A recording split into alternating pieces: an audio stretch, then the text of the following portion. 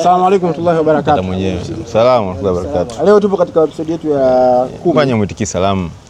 Wewe tulia basi, tuna muda, jua yenyewe la Mwenyezi Mungu ili inaenda kwa wakati. Tupo kwenye episode yetu ya 10.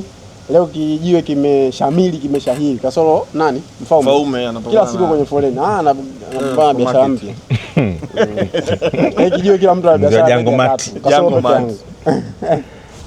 Jamani, leo tupo katika episode mpya na kama kawaida tuna mambo ambayo ya kudiscuss, especially katika masuala ya halal. Maana haram ziko nyingi, sio shamba.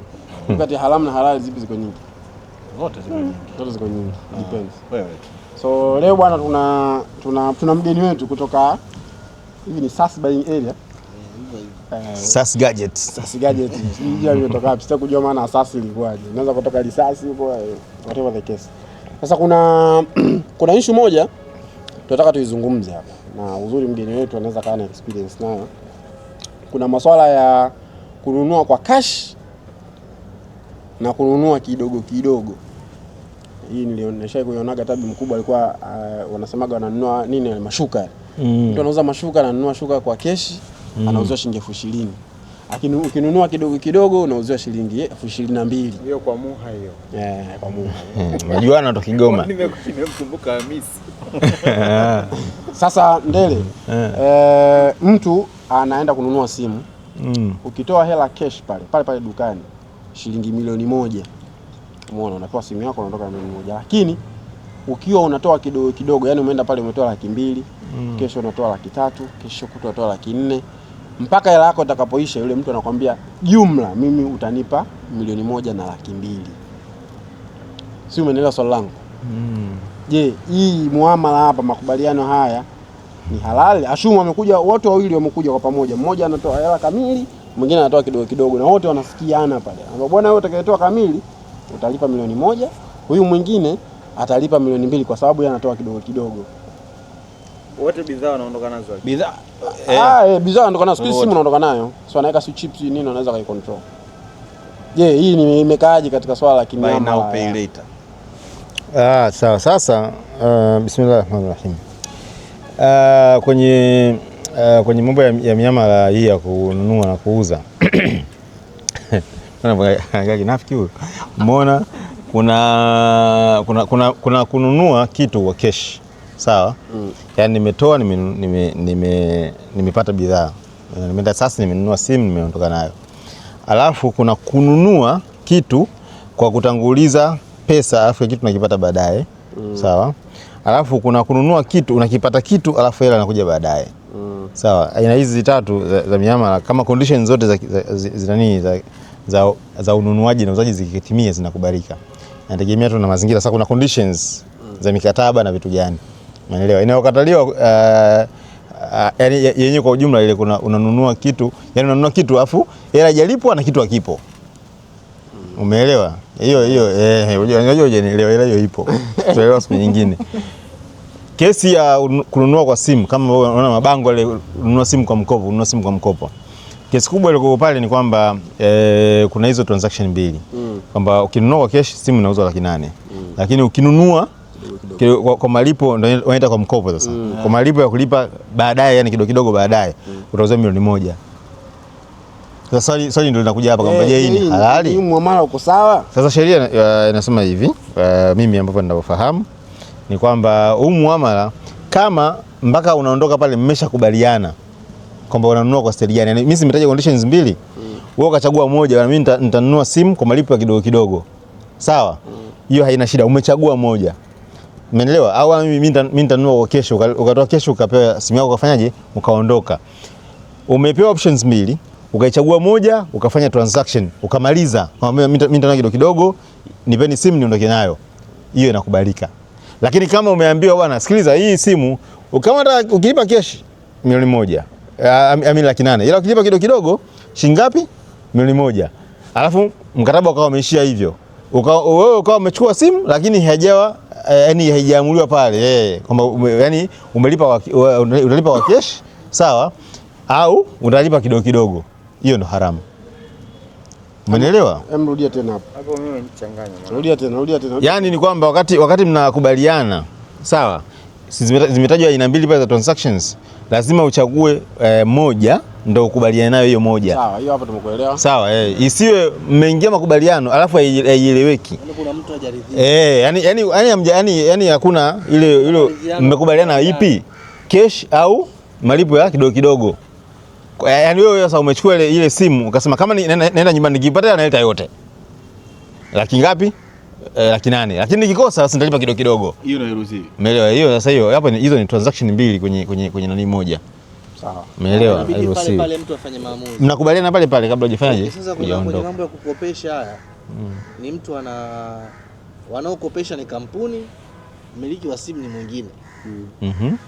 Yaani inawezekana kuna watu wao ndo wanaweza kukopesha na wana mfumo ule wa kuweka zile program kwenye simu. Mimi nina duka. Yule anakuja ananipa hiyo proposal, ukipata watu wa kukopesha ni cheki. Sawa? Atakuja yule anayekopa. Kwenye kukopa sasa hivi kuna two option.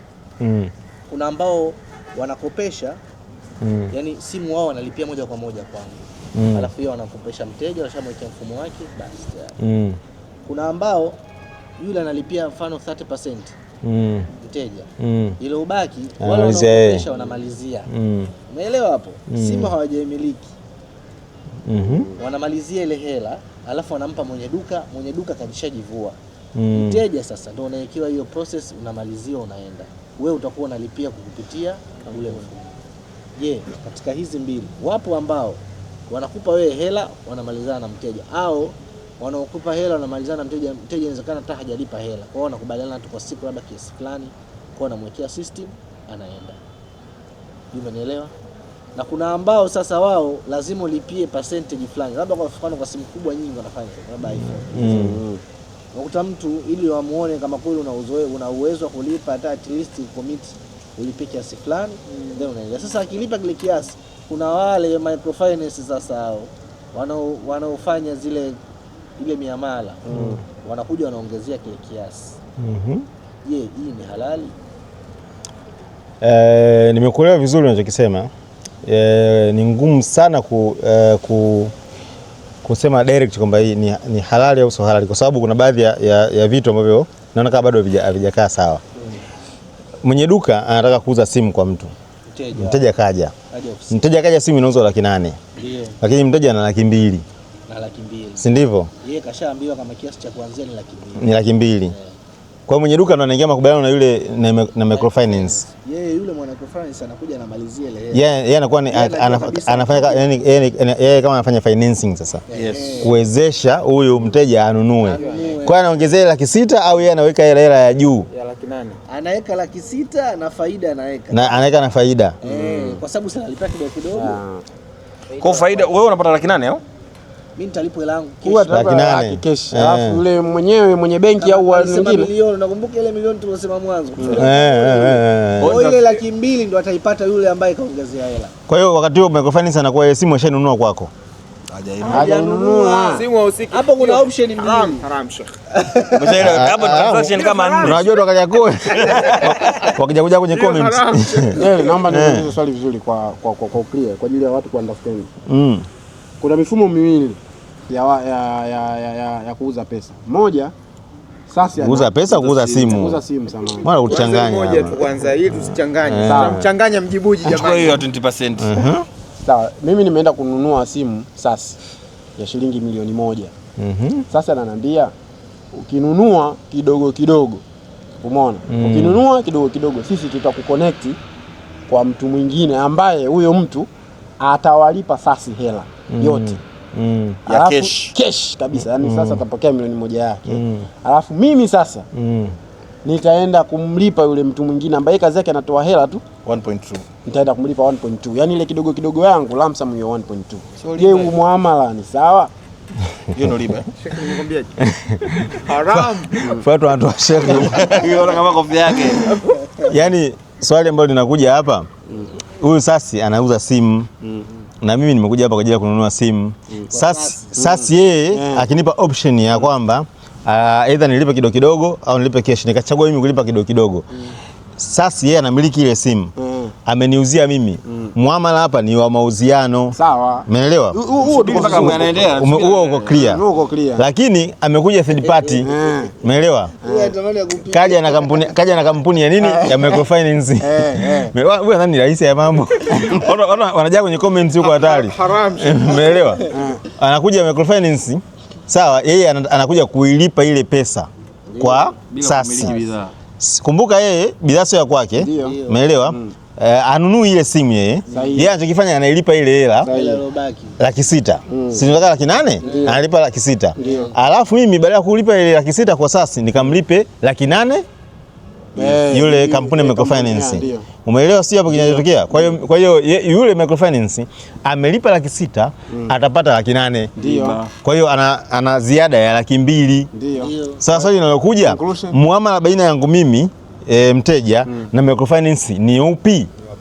Kwamba sawa, muamala wa pesa ni kwamba yeye ameniuzia ile product au amenikopesha hela mimi nikusaidia upate simu kwa sasa. Hamna msaada, huo sio msaada. Swali ni ameniuzia simu au amenikopesha hela nikamalizia lile deni pale. Umeenda kukopa hela microfinance kwa Laki6. Umeelewa? Umekopa Laki6, umeenda kulipia simu. Yaani wewe unataka kutoa gari yako pale. Mimi nayo pesa ya kukutolea gari, naenda kumalizia ushuru. Wewe ni kopo tu. Na kumalizia ushuru wa gari yako, lakini nakwambiaje ushuru si milioni 15 nasa. Wewe inabidi unipe mimi milioni 16. Shehe, hiyo halali haramu? Yani unajua yani hapa technical ni kwamba yule microfinance anaingia kwenye hii contract kama nani? Kwa sababu mimi nimekuja kununua simu. Sasa anapoje kama finance yeye risk anataki wapi? Umeelewa? Yeye simu ameinunua? Hajanunua. Risk anataki yeye ni mteja. Sikilizeni. Inawezekana kumpa mtu simu ambaye hamjui, kumpa mtu hela ambaye hamjui. Kwa simu anachokifanya yeye anaweka protection ya collateral inakuwa. Ambayo sasa ukiwa umelipa simu inakuwa hewani. Usipolipa unafungiwa simu. Sasa yeye kwanza kwa simu yeye ainunui. Si ndivyo?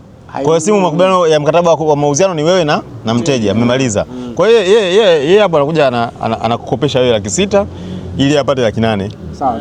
Kwa hiyo si ni riba hiyo shekhe? Kuna riba. Yule microfinance anunue simu kwa Laki8, alafu yeye afanye biashara na yule. Aende akamuuzie yule. Aende au hata pale wanaweza wakafanya hata hapo. Lakini lazima kwanza anunue. Kwa kulipa Laki8. Yaani yeye si anakuja na hela yake? Hapo hawajazunguka riba. Ngoja sikiliza. Kuna transaction hapa imefanyika. Umeelewa? Umenunua simu. Unajua nini kinatokea? Tokea microfinance ambao wanafanya hicho. Unaweza ukafanyisha kwa kukopesha. Kama microfinance, yaani mkataba baina ya kwako wewe na microfinance ni kuuziana. Umeelewa? Mmeuziana simu. Yeye amenunua simu microfinance. Alafu anakuja kumuuzia yule mteja. Ameuza kitu ambacho yeye ni cha kwake. Yeye anachokifanya hapo anamkopesha. Je, na wale ambao ile wa pili wale. Ambao wao hutoi hela mteja. Alafu anafanyaje? Akija analipa dukani hela yote. Alafu ndo wanamdai mteja sasa ile hela yake anaosema analipa kila siku. Bado faida kuja pale. Anavyolipa dukani maana yake ananunua simu kutoka kwako. Ndio simu kainunua. Alafu anakuuzia wewe sasa. Yeye mteja ndo anamuuzia mteja. Kwa hiyo mteja ananunua kwa yule microfinance. Si ndivyo? Kwa hiyo ananunua yote. Ni microfinance lazima awe yeye ndo anadai kwa mteja. Ndio nishakuelewa. Mimi nazungumzia kwamba microfinance anakuwa amenunua ile simu. Si ndivyo?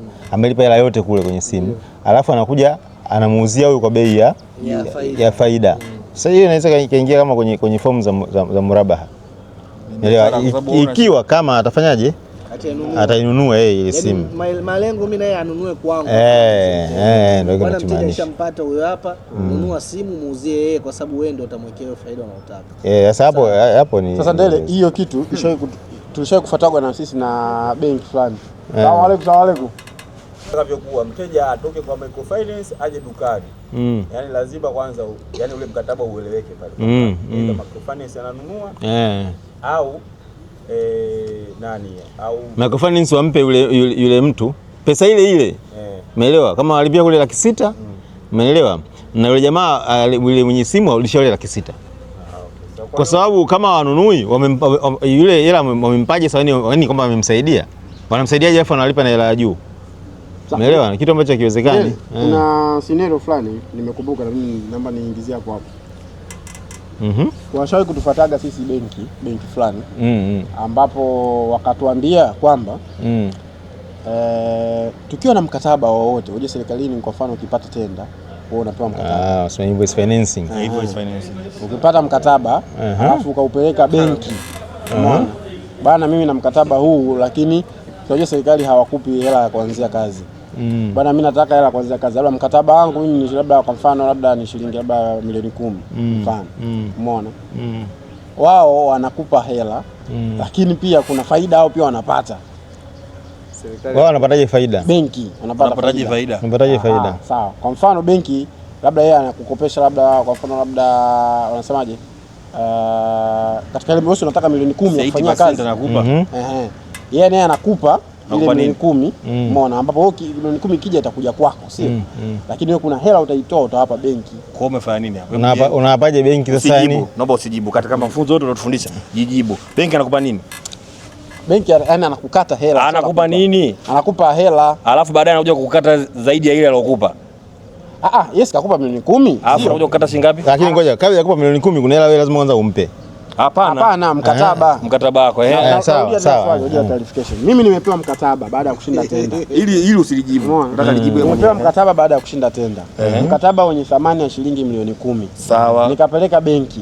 Benki akaniambia sawa, mkataba wako ni valid, tunakupa hela shilingi milioni 10. Sawa. Kafanye kazi zako. Umeshapewa milioni 10. Mimi nimeenda kufanya kazi, umeona? Na wamenipa milioni 10. Sawa, Nikaenda nikafanya kazi.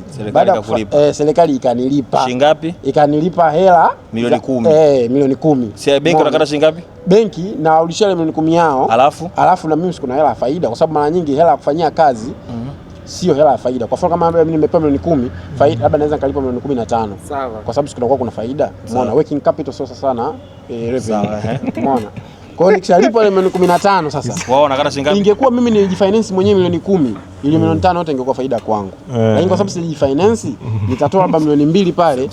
Niwape benki. Hiyo milioni 2 unapa kwa sababu gani? Kwa sababu alinipa hela. Kwa hiyo na mtu akaenda kuomba mkopo.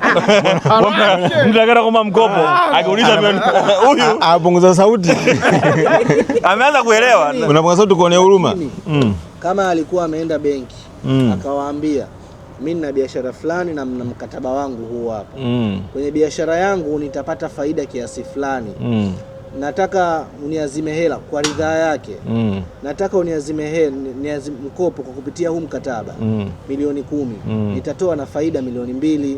Hiyo ni mkataba. Sasa kuazima ndo nini maana yake? Sasa ukaenda kuazimu wamesema. Yaani kwa mtu akwambia nataka uniazime hela maanisha nini? Kopeshe. Akisharudisha sasa hapo ukirudisha yani kwanza yani umeshatoa mkopo. Hamna mambo ya hiari. Wewe unakopa. Kwani wanachukua mikopo ya benki ya riba? Kwani wanakuwa wanalazimishwa? Biashara wewe huwezi kumwambia mtu niazime hela kwa sababu kule unapata profit. Zipo forms nyingine za kufanya sasa. Hiyo ni uwekezaji. Yaani ukiwa umekopa, kitendo cha kukopa fedha ukarudisha na hiyo fedha ya ziada, hiyo ni riba. Pia anataka muinvest. Sasa hiyo ndio form nyingine kwamba benki, mimi nina contract hapa, project nataka kufanya, sawa, tushirikiane mimi na nyinyi. Umeelewa? Subiri. Ngoja tushirikiane mimi na nyinyi benki, faida itakayopatikana tutagawana faida, hasara inapatikana pia mnagawana, tunagawana hasara vile vile. Sasa huo mkataba wako uliongea wewe, ukipata hasara nimekula kwako wewe, si umeelewa? Ndio maana yake invoice financing ni kwamba huo ni mkopo kutokana na kwamba mimi nakuamini. Riba ina majina mengi. Collateral yako wewe ni ule mkataba. Sasa unajua mambo msingi inabidi tuanzie hapo. Riba ina majina mengi sana. Ngoja muelezee. Tofauti na sikiza kutoka kwa shekhi hapa sasa. Tofauti na wewe ukienda kukopa kaka nyumba ya thamani hiyo. Na wewe na uwe mkataba, tofauti kati ya mkataba na nyumba ni nini? Zote lilikutenda hapo kwa sababu benki ukimpa nyumba ikitokeza umeshindwa kulipa, sana uuza nyumba. Kwa maana yake anakupa based on fact kwamba mimi nina uwezo wa kulipa hela. Kuchukua hela kwa ajili ya kufanya kazi, siweki collateral yote. Ndio collateral yako ndo mkataba. Sasa ndio collateral liko wapi kwa mkataba? Collateral issue sio umeweka collateral hujaweka. Issue ni kwamba umechukua milioni 10. Umerudisha milioni 12. Hiyo risk kwa mfano mimi nikachukua kazi nikachukua. Sawa, yani hiyo risk sio issue. Umesikia? Yani hiyo mambo ya risk sio nini. Sisi tunachoangalia ni kwamba mahusiano baina ya kwako wewe kwenye ile transaction wewe na benki ni nini? Huyu nimemuelewa changamoto yake ni nini? Yeye anadhani kwamba ule mkataba utakuwa liquidated anyways. Yaani yeye alikubaliana na benki ni kwa maana kwamba mimi nitapolipwa na serikali ndio nyinyi mtapolipwa. Sawa, yani sio tatizo, wewe umechukua shilingi ngapi? Si ndio, lakini anashindwa kuelewa kwa maana kwamba hata wewe nyumba yako inaweza kuporomoka thamani ikawa isiwe na hela yoyote na benki ikapata hasara. Kwa hiyo maana kama benki inapata hasara haina maana kwamba ndio mkataba wenu kwamba tukipata hasara tupata hasara wote. Ni kwamba wewe utailipa, utafuta namna nyingine, utabadilisha ule mkopo utakuwa kitu kingine, utaleta collateral, utalipa. Cholo alikuwa anataka apate suluhisho ambacho itamfavor upande wake. Namna hicho. Suluhisho ni kwamba sikia, suluhisho akaingia kwenye vikoba tu. Suluhisho ni kwamba yani suluhisho ni kwamba anatakiwa aingie makubaliano na benki, sawa, kama wawekezaji, umeelewa, waje kuwekeza kwenye ile project, sawa, na sio wasiwe financiers, yani wasiwe wanakuja tu kutoa pesa, sawa, yani wasiwe mkopo, badala yake wao watoe ile pesa kama nini, kama mtaji, yani kama wanakuja kuwekeza. Kwa mfano alafu wanakuja kugawa faida. Benki za Kiislamu wao wakija, kwa mfano kama huyu anahitaji zile bidhaa, si ndio? Si ndio? Kwa kazi labda ndo amepoa labda deal vile vifaa vya kazi vina thamani, labda anatakiwa apate milioni 10 kwa ajili ya kwenda kununua hivyo vitu. Yeye kama ulivyo ule mkataba akawaonyesha wale wahusika wa benki, wale wakaenda wakanunua wao vile vifaa ili wamuuzie huyu milioni 12. Na murabaha hiyo ndo tunazungumza. Sasa hiyo ni fomu moja. Ziko fomu nyingi, umesikia? Anaweza yeye, sikia. Anaweza yeye pia akakubaliana na benki kama investor. Umeelewa? Benki kama investor. Lazima aende kulia musharaka. Yeye anatumia mudharaba. Umeelewa? Anataka kutumia mudharaba. Yeye ameshapata ile tenda, lakini yeye laana kwa anafuta investor ambaye atakuja kufanyaje? Kuja kuinvest kwenye ile project. Wanakubaliana kwamba wewe toa milioni 10, faida ikipatikana kwenye ile faida utachukua asilimia ngapi? 70. Sasa umetoa hela, mimi nitachukua asilimia 30 ambayo nimetoa muda wangu. Kwa hiyo wewe faida imetokea milioni 1, milioni 2, milioni 3, itakapokuwa vyote vitakavyokuwa mtagawana. Faida haijapatikana kabisa. Sawa. Mnakaa chini bwana, faida haijapatikana. Basi. Kwa ufupi invoice financing ni haramu.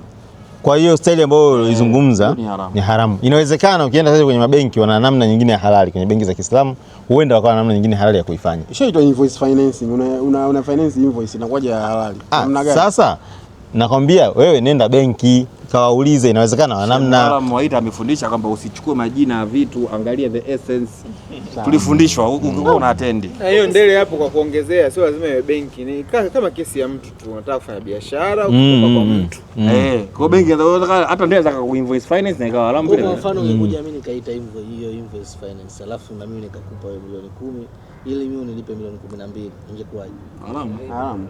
Essence. Kupa wewe mfano yani. Of course ingekuwa haramu. Unaelewa jamani. Muda mwingine kuna maswali mengine, chagua tu mtu anajibu. Episode 10 mpaka sasa hivi elewi. Chosha. Shaka yupo hapa.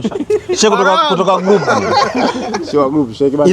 Nakwambia ukienda katika benki za Kiislamu inawezekana wana namna ambao wanaifanya. Ipo. Ina structure kwamba itakuwa itafanyika kihalali. Jamani shukrani. Of course jamani kijio chetu ni kifupi. Maswali kutoka kwenye comments. Kama kwenye comments mna maswali yoyote. Kuna haja ya kuelezea riba kwa sababu riba ina namna nyingi ambayo inasema. Riba ina majina mengi. Ina majina mengi sana. Another session inawezekana sessions zijazo tutaanza kuongelea riba. Alafu comments zile zote tutazichukua zingine. Swali la form 6. Wanaoenda chuo. Of course sasa ndo tushamaliza. Nimesema jamani. Labda jendele labda nijirekebishe. Maana mimi nimesema kwamba Clarify kwanza. Kwa naomba declare kwa of course kuna issue ya umesoma na agency hizo.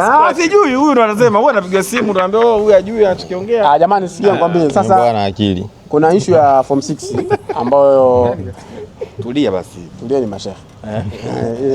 Iliyopita sijapata hata kuedit hii. Lazima tuteke.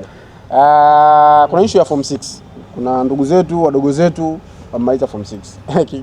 Kijio kilichopita tulizungumza masuala ya kusoma nje na kusoma ndani ya nchi. Naona ilileta kidogo mkanganyiko.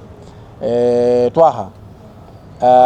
Kuna namna ulijaribu kuelezea kwamba mtu ambaye sasa hivi hamna ile gap exposure, gap exposure between mtu anayesoma ndani sio mnasema imepungua au imepungua. Of course alisema imepungua almost haoni na mkopo. Umeona kati ya mtu kusoma ndani ya nchi na kusoma nje, labda unaweza kuclarify zaidi ulimaanisha nini? Yaani mimi ninachokisema ni kwa maana kwamba kama mzazi unatumia kigezo cha exposure pekee na unaona kama kuna riski nyingine, lakini ndio kwa mfano unaweza kumpeleka mtoto nchi za mbali alafu unaogopa kwamba anaweza akajiingiza kwenye changamoto na utashindwa kumtunza, alafu sababu pekee unayotumia wewe ni kwamba atapata exposure. Nimesema hiyo exposure sasa hivi ni as good as negligible, kwa sababu anaweza kaipata exposure hiyo kutoka Tanzania. Lakini kama kuna faida zingine umeziona wewe mwenyewe kama mzazi unamwamini mtoto wako, ni sawa. Ambazo kama zipi unahisi? Sasa sijui, ndo kama wewe mzazi uone hamna faida.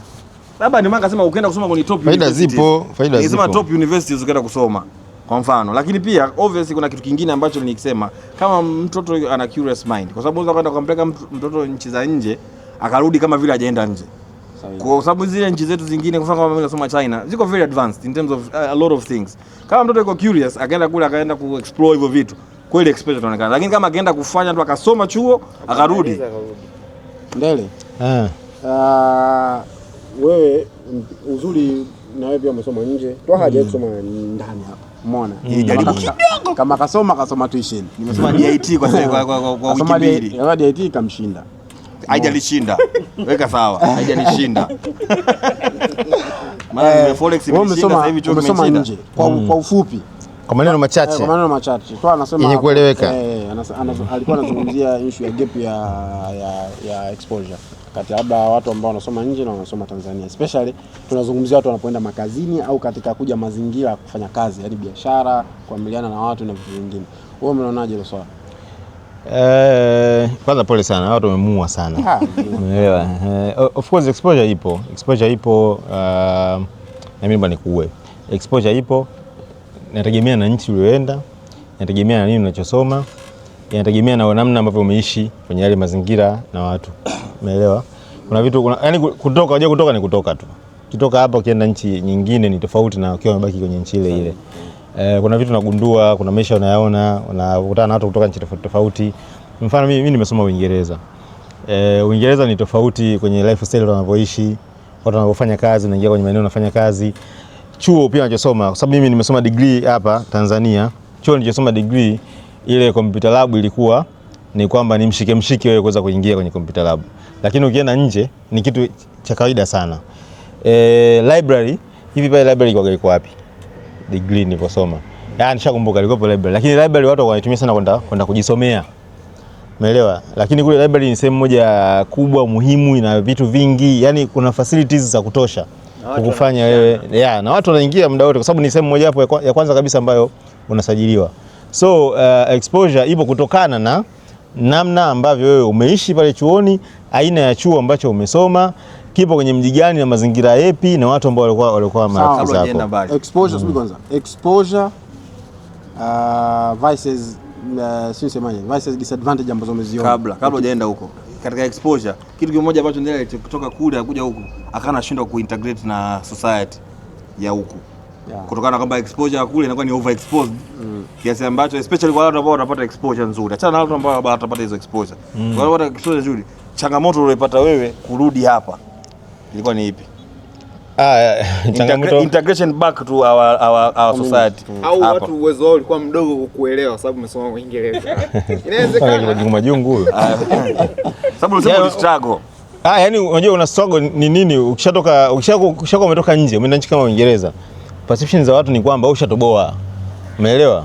So unavyorudi watu unakuwa unaonyesha kwamba wewe imekuaje, umeelewa? Yani imekuaje umeshindwa kuishi Uingereza, umerudi umeelewa? Si yani watu wanafia kwamba ukifika kule ni ndio maisha, nikifika kule naomba njoo hapa kuna kazi, hapa kuna hela zipo tu mtaani unapita unazikuta tu kwamba kuna hela, utakuwa na hela nyingi. Watu wanatupa TV nje. Hizo zipo. Umeshindwa hata kutuma huko.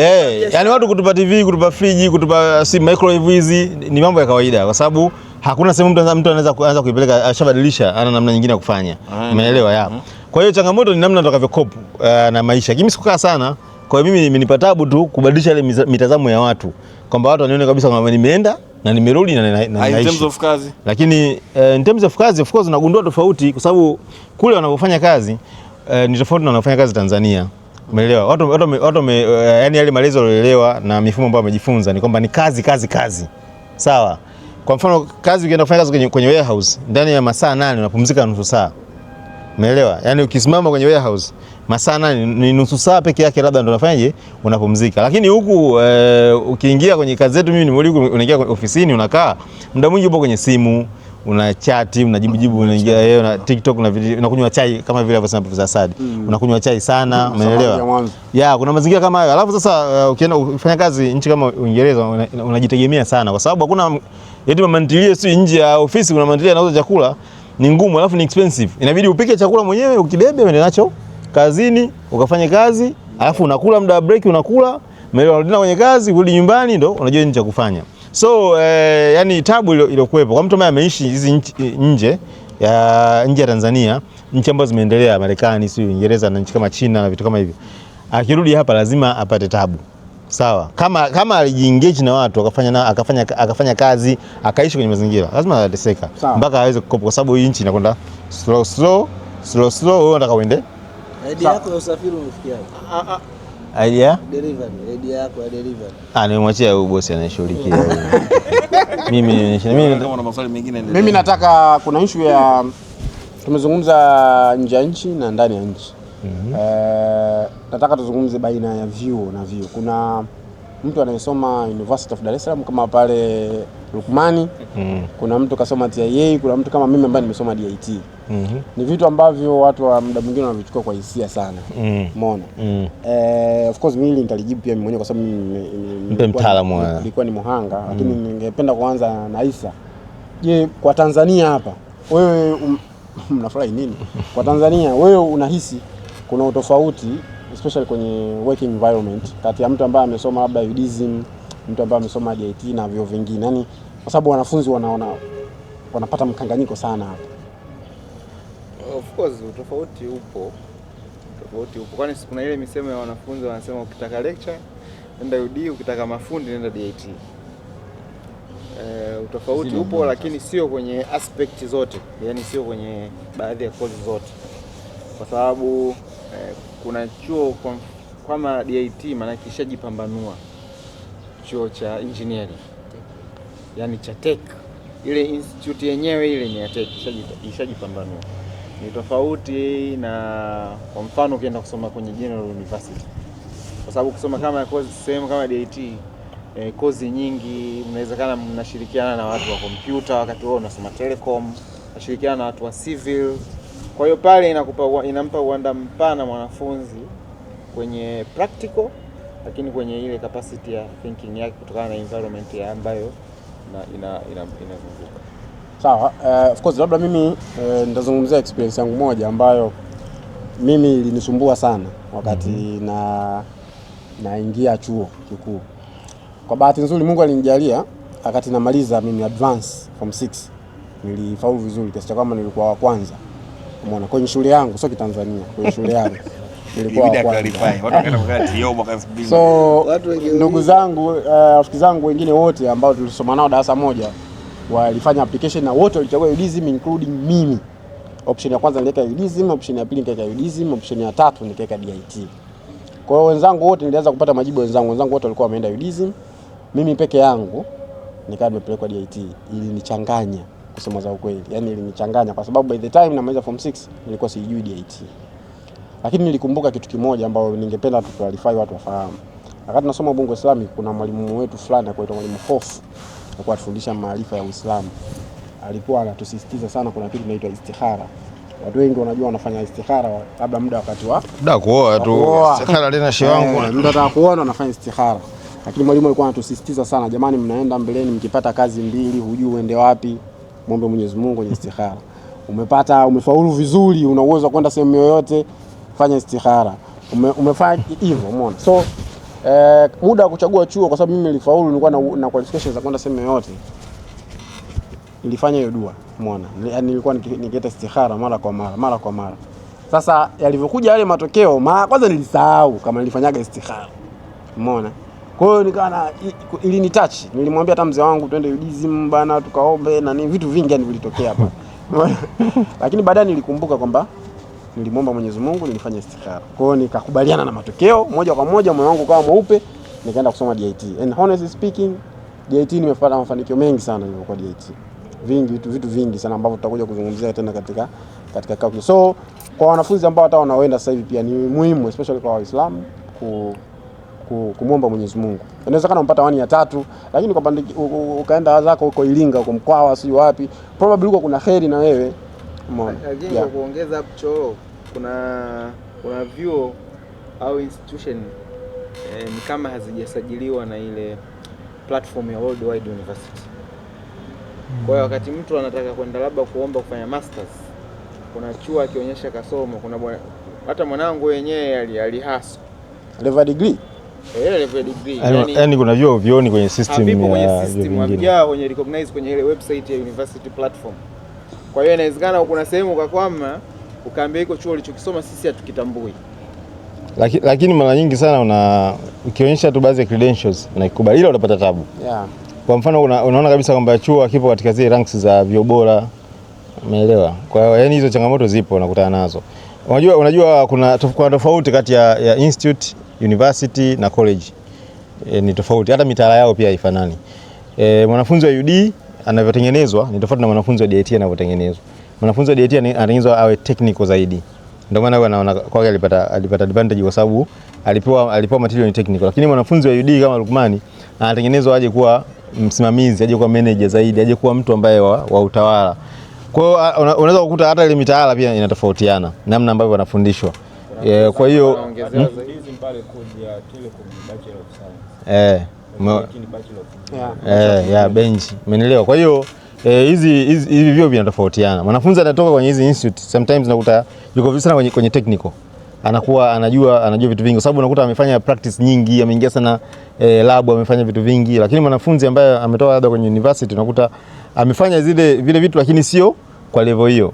Na hiyo ndio waga inatofautisha hata watu waliopita diploma na watu ambao hajapita diploma. Kwa hivyo watu wanavyochagua vyuo, kwanza wanafunzi wana tabia ya kuchagua. Yaani mtu akishaona ni university anachagua yote. Na mwanangu mmoja achagua chuo kinaitwa Universal. Yeye university kumbe kinaitwa Universal. Akajua ni university kisa ni yani ile kaya kapita nacho. Hakuja kundua akachagua chuo ambacho ukitarajia. Universal wameamua kuandika Kilatini. Umeelewa? Kwa hiyo watu waache, angalia kozi unayotaka. Kuwa na malengo yako, ile kozi iko sehemu gani? Hii kozi yangu ninayotaka iko chuo fulani, nenda kasome. Kwa sababu hivyo vyote mwisho wa siku vyote vimesajiliwa na TCU. Vinategemea. TCU wamevisajili, vinatambulika. Yaani hakikisha hivyo vitu. Chuo kimesajiliwa, unaweza kupata kwenye hiyo chuo kinatambulika na waulize watu ambao wameshasoma au waulize watu kwenye maofisi. Je, mna prefer zaidi chuo gani na nini? Kuna issue ya kozi. Issue ya kozi ni katika issue ambayo pia inawachanganya vichwa sana vijana ambao wanakaribia kuingia chuoni. Nakumbuka hivi karibuni nimeona video ya CEO wa NMB imetrend sana. Alikuwa anazungumzia kwamba wao wana uhaba wa watu wa data scientist. Umeona katika kitengo chao. Sasa ile video imeshambuliwa sana na vijana ambao wanataka kwenda chuo sasa hizi. Data scientist inapatikana wapi? Yaani watu wanaenda na upepo. Umeona? So unahisi Twaha, kwa upande wako unahisi kwamba je, watu kwenda na upepo ni sawa? Kwamba kwa sababu CEO kashasema CEO wa benki kubwa kama ile ni mtu mkubwa. Akisema inawezekana kama ni sahihi. Kwanza let's make it clear. The only degree ambayo ukisoma ambayo inakulock kwenye maisha yako ni medicine. Hata law sometimes wakapinduka. Medicine, law, pilot. Lakini kuna ubepari. Kasoma medicine na yani najaribu kwanza nataka ni build my nini. The only degrees ambazo ukizisoma ni kama umejifungia katika hiyo profession ni medical, yani maana pharmacy, doctor na vitu kama hivyo, lawyer na hizi hata za urubani unaweza ukatoboa hizi mbili. As far as from that, kuna mimi nina maswali mengi napata, umesoma nini chuo ili uwe data analyst? Wewe mbona unakuaga? Subiri basi. Unaweza umesoma nini chuo ili uweze kuwa data analyst? Mnatofautisha kati ya skill na degree. Degree zetu hizi nyingi, unaweza kusoma marketing ukawa data scientist, unaweza kusoma economics ukawa data scientist. Hivi kwa sababu dunia sasa, mimi naweza nikasema degree hizi za general hazikufungi uwezo wa kuja kupata kazi. Ndio maana mimi nimesoma electrical engineering, niliweza kuenda kufanya kazi benki HR. Sio, umenielewa? Yeah. Kwa najaribu kusema watu wanatakiwa katika kuchagua kozi zao waangalie kwanza kweli future yake anataka kuwa nani. Kama unataka kuwa engineer, you have to take engineering course. Sababu engineering pekee yake nao ambao kama huna engineering degree, upate kazi kwenye engineering. Unaweza kupata kazi sehemu zingine, lakini utapata kazi engineering. kuangalia unachotaka katika future yako, angalia kozi yako. Lakini hata kama ikitokezea umekosea kuchagua, at the end of the day, kama umechagua kozi ambayo sio tu niche kama medical na law, you can always pivot na kufanya kitu chochote kingine. Ndio maana najitolea mfano mimi nasoma electrical engineering, nimefanya kazi benki ndani ya unit ya HR. You can imagine hizi. Hata mtu wa law anaweza kusoma law na akawa mtu wa HR. Exactly. Lakini mtu wa medicine inakuwa ngumu. Soma na mfunga. Hata mtu wa medicine anaweza. Lakini ndo najaribu kusema kama katika taasisi ni ngumu ukishasoma medical mara nyingi tayari. Imani ikate utamuua. Utanyua. Lakini no. Nimesema hiyo nimeeleza vizuri mwanzoni baada nyinyi kuingia. Swali ni kwamba wewe jibu swali. Data scientist. Data mtu anataka kuwa mtaalamu wa mambo ya data. Kitu chochote. Lakini sasa kuna haja ya kuwa na specific degree. Unataka na specific skill ili uwe data scientist. So specific skills, so elimu. Lakini mimi nimeamua kusoma kozi ya kuwa mtu wa data. Haina tofauti. Sipo. Unajua ngoja nikwambie kitu. Haya masomo yalivyo, ngoja nikwambie kitu. Tanzania hamna sasa. Zamani, sikilizeni. Sikilizeni wadogo zangu niwaambie kwanza. Ipo masters. Unajua kwa nini mnasema hivyo? Kwa nini? Kwa sababu nyinyi mnaiona data, umesikia? Kwa sababu nyinyi mnaona kama vile ni field mpya. Umeelewa? Ina viskizi kadhaa ambavyo unaweza ukasoma tu kozi. Yaani hizi field zote ndio zimetokea hivyo. Zamani masomo yalikuwa machache tu, kulikuwa somo la philosophy na hesabu. Unahitaji nini ili uwe data, usome kozi gani uwe data scientist? Hakuna kozi specific ambayo unatakiwa usome ili uwe data scientist. Kozi ya data. Subiri. Degree. Ngoja basi nikuelezee basi. Subiri kwanza. Subiri basi nielezee. Kozi gani ipo? Hiyo ngoja. Wewe unasema na mimi tofauti. Mimi ninachosema ni kwamba usinene madangu. Ngoja kwanza. Ili uwe data scientist mzuri, labda tunaweza tukadefine. Ili iwe tafsiri nzuri. Tunaweza tukadefine kwamba ule uwezo wa analytical skill. Utaanza kupotea data scientist na data analyst vitu vyote tofauti. Usiingie huko misiko na wewe. Data scientist. Mimi ninachosema ni hivi, mimi point yangu ni kwamba kama kuna kozi ya data inafundishwa, umeelewa? Wanafunzi wanatakiwa waende wakasome. Data analyst ana analyze kwa kutumia basic tools, Excel. Anafanya very basic analysis. Unasema exploratory data analytics. Sasa kumbe Excel tunafanya kozi na kwa degree. Tunakwambia sasa, ndio maana nikasema ni skill. Ni skill ambayo imezalisha kazi. Data scientist akishafanya data analyst, data scientist anaweza kama model ili aweze kupredict in the future what is going to happen. Data engineer anahakikisha kwamba data analyst anapata data vizuri na kwa ndio mambo ya pipeline, warehouse nini. Sasa nikasema hivi vitu unaweza usipate chuo, lakini mtu alisoma software engineering anaweza kuwa data scientist na data analyst vizuri. Shukrani Twa, asante sana. Asante. Alikuwa anazungumza nini? Na mwisho ninachokizungumza katika hizi kozi nyingi ambazo tunasoma, unaweza kukuta kuna kipengele unakisoma ambacho kinahusiana na data analysis au data query kwa data scientist. Sasa kile ninachokisema Twa kwamba unaongeza skills. Sasa wewe mwenyewe unajiongeza kwenye skill fulani unakuwa better. Unaweza kuwa data analyst au data scientist. Sawa. Hiyo ni obvious yani. Shukrani sana. Mzee wa sasa. Katika mambo yako unayofanya, unahisi mtu wa data ni muhimu kwako? Wangu mimi sana. Wewe leo tumetoka kuzungumza pale pia. Ni muhimu sana. Ndugu yangu nishamwambia hapa nafanya vitu vingi sana. Unahitaji mtu kutoka chuo au awe na skill tu? Hata mimi nipo. Skills. Mimi hapa nipo. Kwani sasa unahitaji michoro? Keki vipi? Mimi nauza keki na ninatumia data. Nyingi jamani. Kama tuliza leo, kama mnakuja kugundua, tulikuwa tunaongea kuhusu swala la simu, tumeita mtaalamu wa simu. Kwa next time tutaita mtaalamu wa forex hapo, kiti chekundu tunakiita. Mambo ya forex hapo. Wataalamu kama wewe ni mtaalamu jiandae. Kijio sasa hivi kina invite watu kutoka nje kijiwe. Umeelewa? Nataka kuna kiti chekundu hapa. Utatuambia. Ndio mambo yako. Jamani, baada ya I think leo kijiwe kimekuwa kirefu kidogo. Mada zimekuwa extended na moto. Shukrani sana, tukutane tena wiki ijayo. Asante. Tumemaliza. Mtaniua.